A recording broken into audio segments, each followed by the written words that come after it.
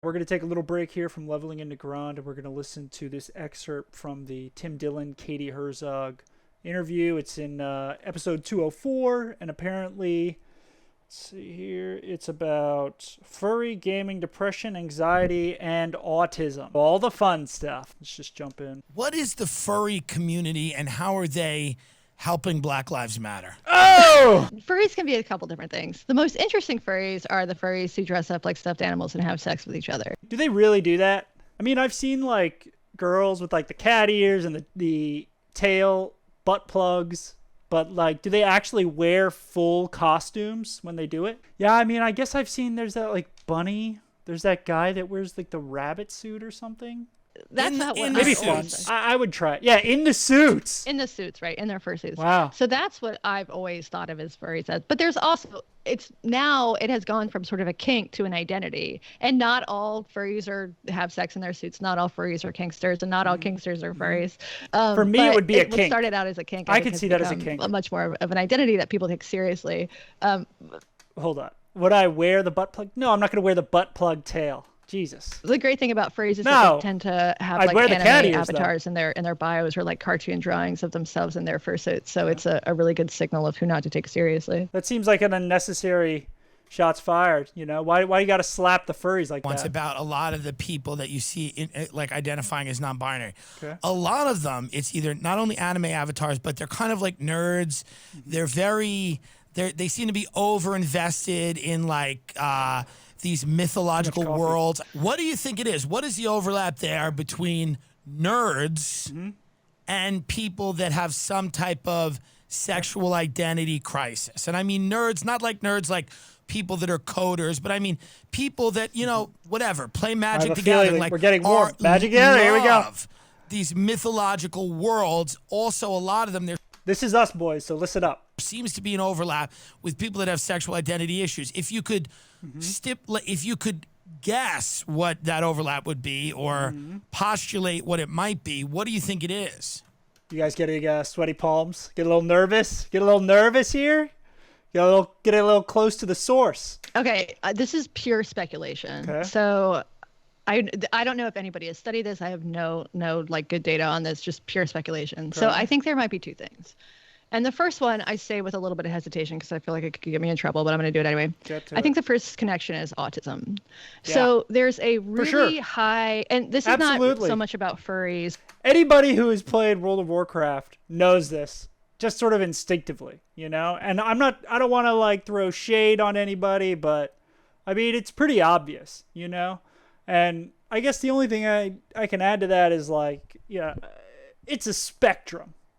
Like, we all can agree it's a spectrum, and we all fall somewhere on the spectrum, myself included. You know, we're all somewhere on the spectrum. Now, there's the ends of the spectrum, there's the middle of the spectrum, you know, and where you fall within that sort of determines the level of autism, you know. But it's definitely a spectrum, and we've all definitely met players where it's just like, whoa, you know. I mean, listen, I grinded out Insane in the Membrane 10 years ago or whatever, 15 years ago, whenever that was, you know? So I'm not setting myself like I'm not immune to this, you know?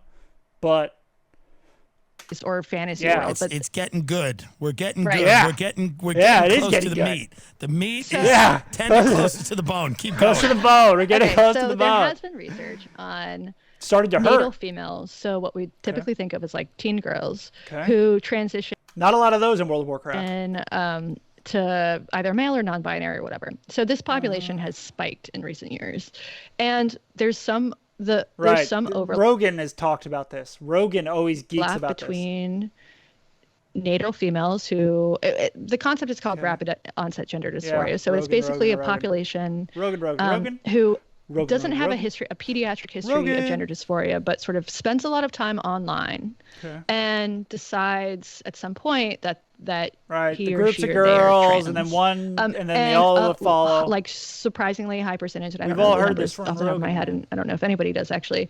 But there is some overlap with people on the autism spectrum disorder. So I think that might be part of it. People who that would be hilarious if World of Warcraft was just full of people who were really trans teenager females. maybe are trans, more drawn to female, the online teenagers, world, whatever.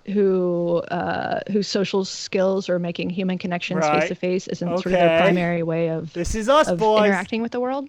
Yeah. And when you spend a lot of time in online communities, Right. it's just like any other community. What's your slash played? Everybody, right now, what's your slash played?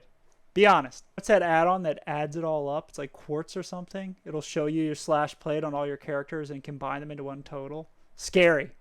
Whoever invented that add-on should be deleted. In the midst of a social contagion. Not really. That's not a call to action. In terms of trans stuff. It's a joke. What explains the rise in autism? Here. Oh, that I have no idea. Oh, well, I mean, I've done a little bit of research on this. Okay. And I think What is it? well, vaccines, obviously. Yeah, but if boys, get your COVID shots. that there's Is that true? Do you think that's true? No. Okay. No, I don't think that's true. Oh. There's I think diagnostic. See, you had my audience, and you just lost them. Yeah. You had You them. have a lot. You have a had lot them, of and then you just anti-vaxxers? lost them. It's a fickle group. When you said trans people are autistic, they were like, they pressed subscribe on your Patreon. Start they pressed blinking, donate, boys. And then Blink when you time, said autism blink didn't come time. from vaccines, their finger went off the button. So you got to be very careful. But so if it's not vaccines, and I'm not saying it's vaccines. Yeah, you can hear what do I Ben know? laughing. Did you hear Ben laugh? The best one, you got to have the video because you need the video. And like almost half the episodes, they don't even do the video. But when it's just him and Ben sitting there, and he just like will shoot Ben like little looks, like as he talks, you can just tell he's just trying to crack Ben No, up. I was vaccinated. I'm fine. All right. I was vaccinated. Everyone was vaccinated. More or less. Most of us What were do you think it vaccinated. could be? Oh, I think probably like better diagnostic tools. I mean, Right. it's possible that people That's are. always what I did it see. is, Okay, man. the latest book by Johan Hari, who's a journalist, wrote a book about the causes of Johan Hari's good. the root Yeah, he's causes good. of depression and Write anxiety, that down. specifically depression. And Audiobooks. Yeah. Audible. if I ask like most people on the street what causes depression, what I think they're going to tell me is there's a chemical imbalance. Right. Really, that was like the idea that there's a serotonin imbalance in your head, and that's the That's reason always you're what we were depressed. told. Is based on why you take the like a pills. very small study in the 1960s that was Up never another replicated. pill. Yeah, no, What no, he you argues, and I'm not an expert on this, so I'm just like repeating his findings. So if anybody gets mad Get to about the this, yell at point. him and Stop with send all me. these disclaimers. What he argues is that depression and anxiety Mm-hmm. are much more a response to living in a disconnected world. Okay. People are depressed Yeah, because our I lives are agree with shitty, and it's actually Ah! a natural response. That's a gym. People are depressed because their lives are shitty. Sometimes the most simple truths are the truest of truths. And there is evidence that SSRIs, things like Paxil she's or saying lorazepam or whatever, causes these drugs that are used to treat autism depression and and anxiety, are mostly effective as placebos. And so I bring this up in the context of autism that because true? there's one line in his I never heard that before. Is that true? book that I don't know if this is true. Please, like this is just With the like anybody disclaimers. who's listening to this, Jump research all this in. yourself Get all before you in take there. this, Get your at face hands in value. the dough. He says Don't wash that those there is hands. some evidence that there may be a correlation between taking birth control Correlation and doesn't autism. mean I'm sorry, causation. not taking birth control, about taking SSRIs Okay. and It's autism. funny she did that whole disclaimer and then she bungled the claim. So we've seen a spike in So, the uses of SSRIs cause antidepressants at the autism, same time is that we've seen her- a spike in incidences of autism. I want to like. Does your Real- mom have like, to take it? just- If you take I am it, not will an it expert on cause this. autism over So time? nobody Like, consider what I'm saying. The I think what disclaimer. Katie's trying to say here is don't take the medicine, folks. Yeah. You don't need it. My that's mother, what who's I'm a hearing. schizophrenic. don't take the pills. Just stay at home and smoke weed. No, I don't smoke weed. I stopped smoking weed a long time ago. Maybe 10 years ago. World's unfolding. It'll ruin your life. Trust me. I wonder if we're gonna have to go apologize to my mother because everything Yeah. she's saying. I'm not going to is get into happening. why, but I will. She said Just there were stop as soon people. as you can. You know. Delays Listen, solving it's the problems very in your interesting, life. right? When you talk about anxiety and depression, because a lot of people have this again as an identity. Like I grew up with genuine mental Yeah, illness. My man. mother was genuinely You paranoid. see the people on like Twitter? People have it in like their Twitter bios. I'm depressed. schizophrenic. She thought people Depression and anxiety every day. were following her. It's like, no, you just have shitty lives. People who like have self-diagnosed depression and anxiety, and then you meet people in your lives that are like have true mental illnesses, Like I knew this guy before I was 20. Before I turned 20 years old, I met two people who had legit serious mental illnesses. One of them was a guy who had this super rare disease where like the nerves in his body weren't connected to his brain. So he had no sensations of like touch. He couldn't feel pain. He couldn't feel anything. He would burn himself all the time. And I remember, I didn't actually witness this myself, but I heard a story about one time like the police arrested him and they handcuffed him and put him in the back seat of the cop car, and he started smashing. He like broke the back window of the cop car with his head, just smashing, handcuffed, just smashing his head into the window because he felt no pain. I don't know how true that is. Yeah, I don't know how true that is. Like, I imagine that's like bulletproof glass, like not breakable glass. But at the end of the day, if it's glass, it's going to be breakable. But yeah, man, I heard about that. And I remember even before I heard that story, like when I was alone in a room with that guy, it would scare me. Like I would be sitting there looking at him and he would just have this dead look in his eyes. Like his eyes seemed hollow. They seemed empty. You would just look like it was scary to make eye contact with him.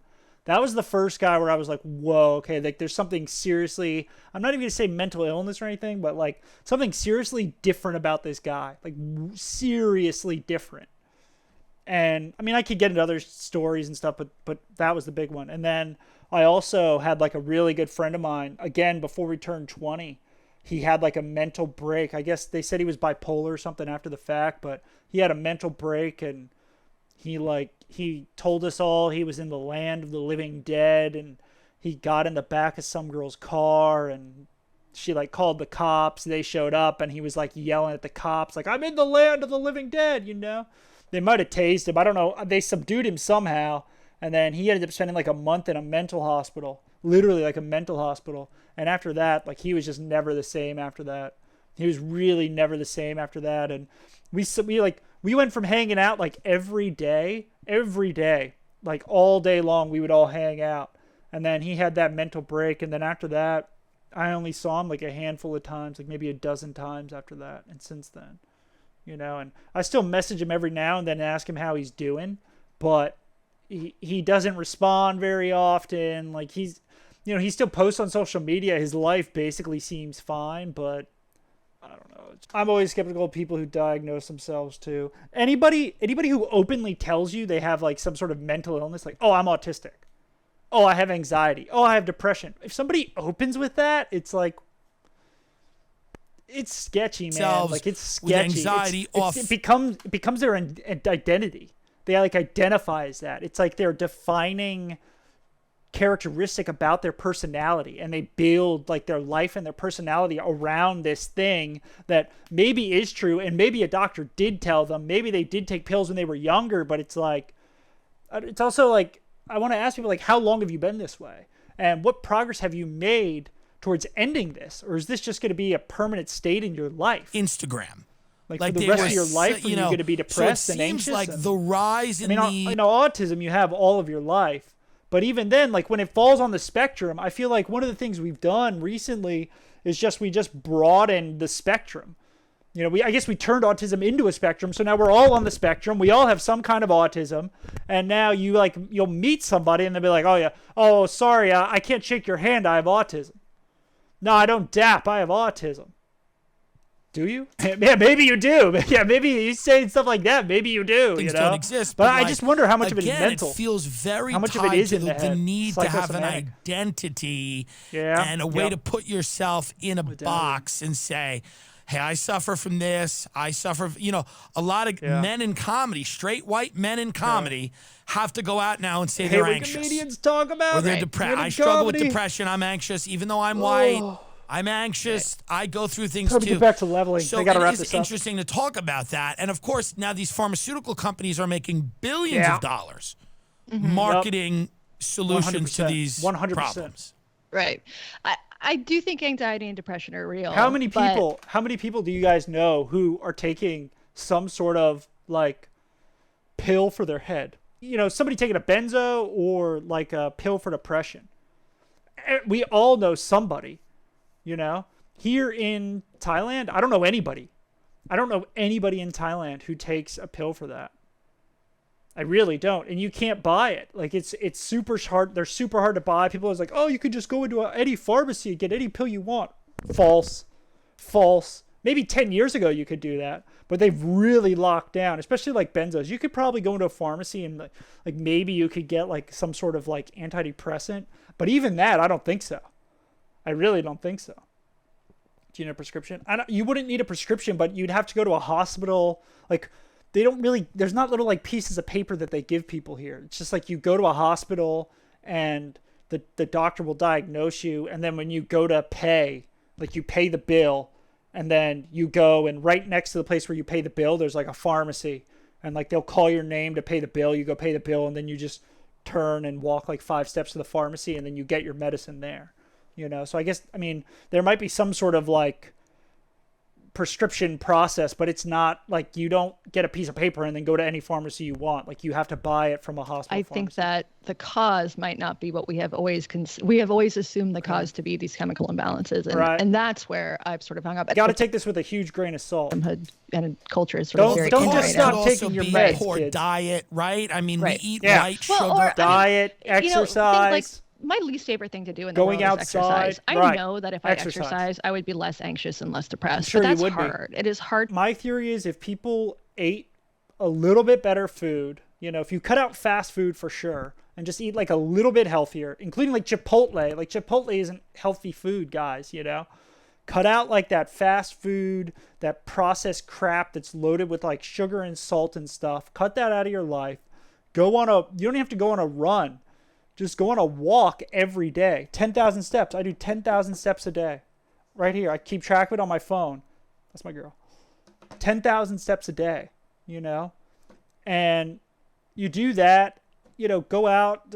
Make sure you talk to a person every day, like in real life. Have a conversation with somebody, even if it's like 30 seconds. Just make sure you don't make every interaction it's online. Not fun. It doesn't feel good. So what is easier? Going out and doing these things that actually... You can't just stop the pills, but you have to make lifestyle changes to progress to a point where maybe you won't need the pills at some point. Otherwise, they're just going to keep upping your dose, upping your dose, upping your dose. And then you're going to end up like Jordan Peterson, you know, in like some clinic in Bratislava, you know, getting like cryotherapy and like, you know, whatever.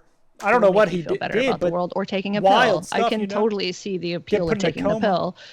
It's just easier. But I mean, there's also lots of evidence that the pills are mostly effective as placebos, you gotta think of the pills as like a short-term thing, not a lifelong thing. People have to continue upping the dosage of their medication all the the and there are really serious side effects, which is the problem. You know, if you were just taking Jordan Peterson. Case in point. A sugar pill and it relieved your depression and anxiety, it wouldn't have any side effects. But if you're taking something that, you know, I don't know if that's actually true. Makes your boobs grow bigger or smaller, or makes you go bald, or makes you that's the other thing. Or whatever. Talking about reinforcing, like some of the side effects of this stuff. If you're a woman and your boobs shrank, if you're a guy and your balls shrank, or like your dick stopped working, that's gonna like create a feedback loop of greater and greater anxiety and depression. You know, because like if you're a dude and your dick doesn't work, or you're like a girl and like your boobs shrink and you get like really self-conscious about it, you're not going to want to like talk to people of the other sex or whoever you're sexually attracted to. You're not going to want to talk to them, and then you're not going to want to like build the relationships and then get involved with people and then in the bedroom and you know, whatever. We got to wrap this up. up. This is really. Well, I do think for 3 months, and then now you can go out and protest. So that's like your get out of apartment free card. But it's just humans aren't meant to live like this. That was his big makes revelation. us kind of crazy. Right. And we're also not meant to spend all of our time staring at fucking screens all day. No, we're not. What do you think? What's happening in academia? I think we're gonna call it there. That's definitely the way it is. And for the people up on the YouTube, thanks for watching. I'll catch you later. Peace. Come